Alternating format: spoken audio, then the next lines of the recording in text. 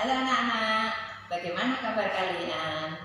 Selamat ya, kalian sudah naik ke kelas 12.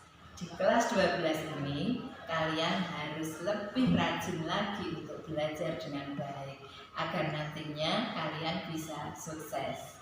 Selamat jumpa di kelas PPKN yang sangat istimewa ini. Kenapa istimewa? Kali ini kita belajar secara daring. Walaupun belajar secara daring, tapi kita harus tetap belajar dengan penuh semangat. Nah, Bu Nuni akan mendampingi kalian untuk mengajar PPKN di kelas 12 ini sampai nanti kalian sudah lulus. Untuk itu, mari kita semua bersama-sama bekerja sama dengan penuh semangat untuk belajar PPKN bersama-sama secara daring. Nah, anak-anak, saat ini Bu Nuni akan jelaskan dulu mengenai penilaian PPKN. Bahwa penilaian PPKN itu terdiri atas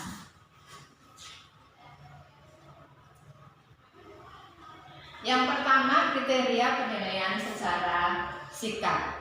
Nah, sikap itu meliputi apa saja? Meliputi sikap jujur, disiplin, tertib, tanggung jawab, berjiwa nasionalisme, dan lain-lain.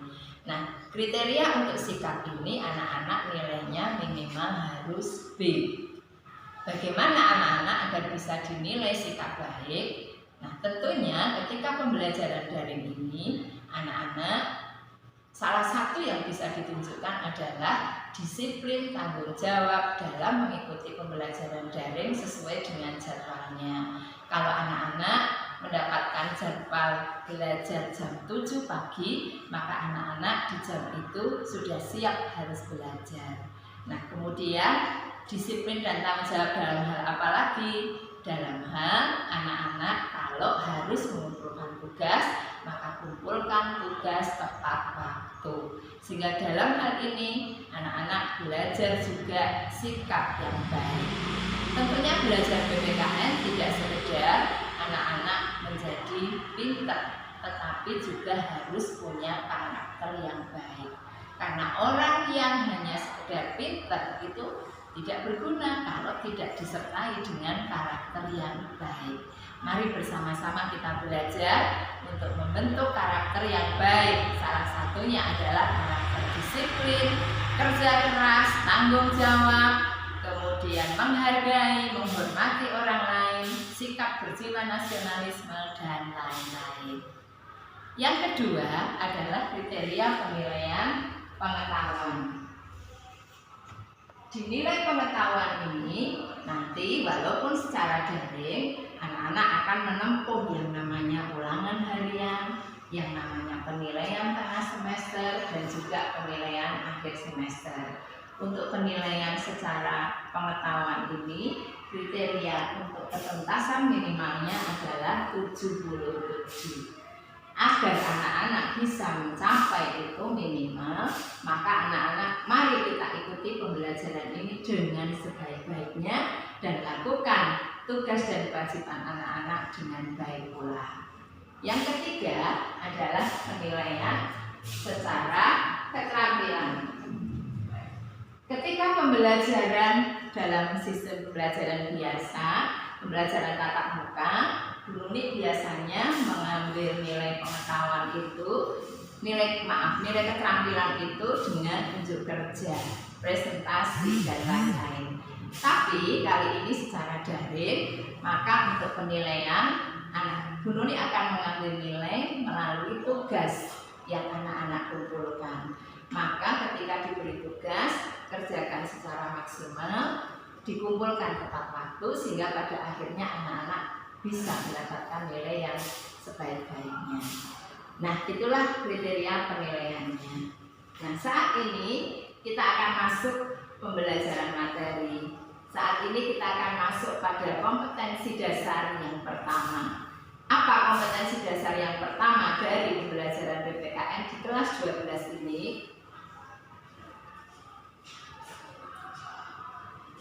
Kompetensi dasar yang pertama judulnya adalah kasus-kasus pelanggaran hak dan pengingkaran kewajiban warga negara.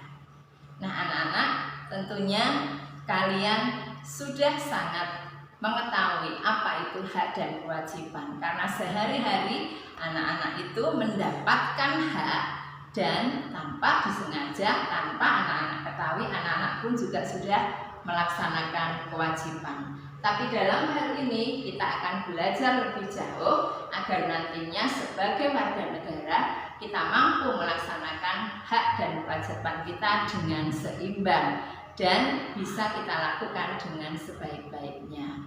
Nah, pada pembelajaran kali ini, kompetensi dasar yang akan kita pelajari pada KD 3.1 ini antara lain adalah di KD 1.1 nanti anak-anak akan belajar tentang sikap spiritual.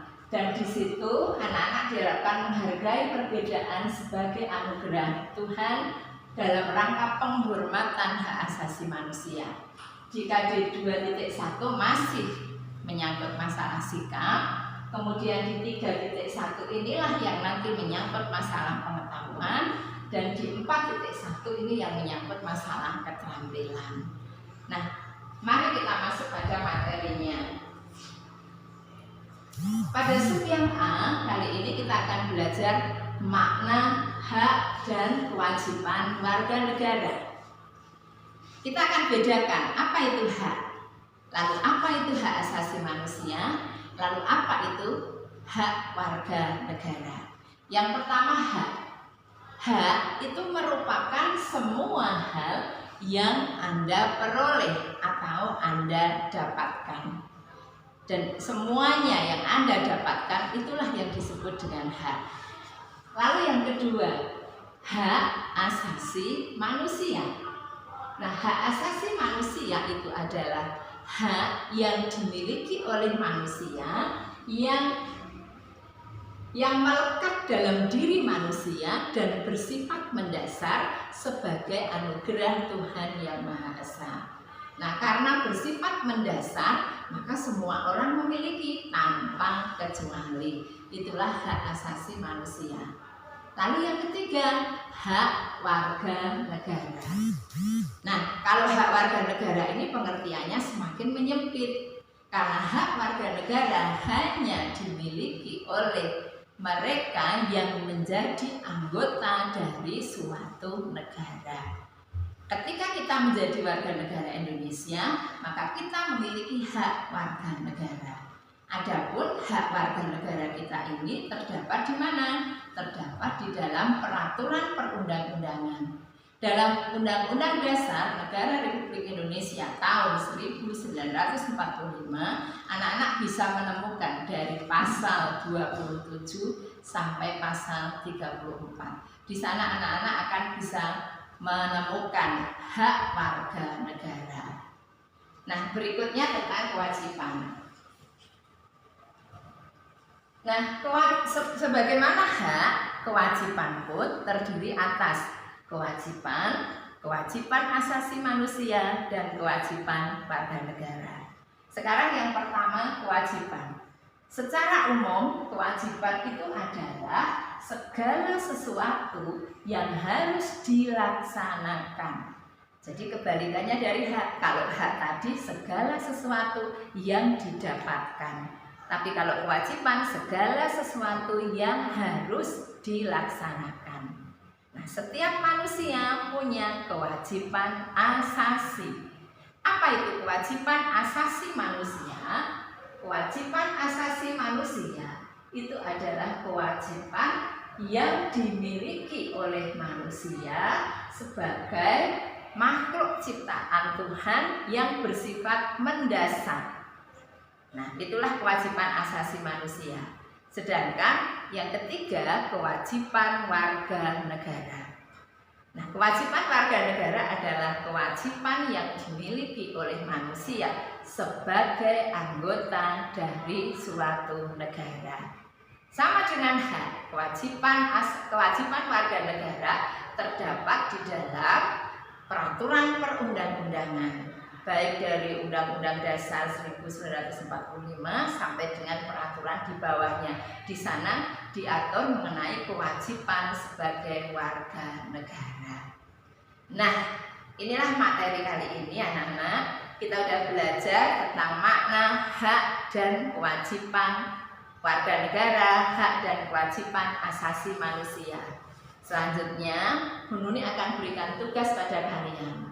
Coba kalian tulis tugasnya ya. Tugasnya kalian tulislah hak dan kewajiban kamu sebagai warga negara Indonesia. Haknya ditulis 3, kewajibannya ditulis 3. Nah, ditulis di dalam buku catatan, kemudian dikirim lewat Classroom. Nah, inilah materi kita hari ini, dan marilah kita belajar terus untuk bisa melaksanakan kewajiban kita. Kita jangan hanya menuntut hak kita sebagai warga negara, tapi mari kita melakukan kewajiban kita untuk mendapatkan hak kita sebagai warga negara. Dengan demikian, kita bisa menyeimbangkan hak dan kewajiban dengan baik, dan akhirnya kita juga bisa menjadi warga negara yang baik. Nah, demikian pembelajaran kali ini. Tetap semangat, salam sehat selalu ya.